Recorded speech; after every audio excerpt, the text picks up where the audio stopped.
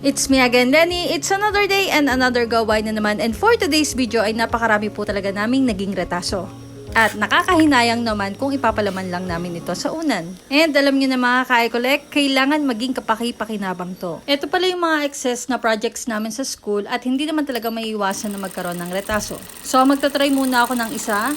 At ito na nga, tinutupian ko na yung lahat ng sides. So, bali 3 sides lang ang kailangan kong tupian. I-edging ko sana to, pero mas maganda kong tupi. Para alam niyo na mga ka-ecolect, mas matibay yung quality.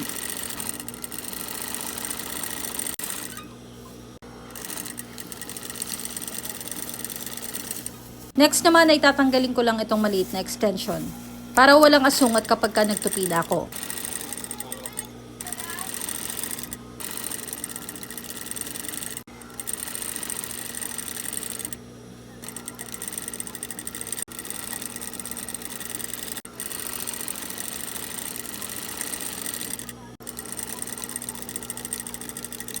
So, ito na nga mga ka-ecolect, ay natupian ko na yung lahat ng sides. At ganito lang naman kasimple yung itsura niya. Next naman ay ilalagyan ko lang to ng konting kulots para kahit papano ay maging maganda ang resulta. And ito na nga, natahian ko na yung pinaka-center part. At ito na yung pinaka-finished product niya. So, yan, trinay ko na nga dito sa naka-display naming set ng cortina. And from retaso ay naging tali na siya ng cortina. At nilagyan ko lang siya ng aqua blue na strap sa likod. And that's it for today's video.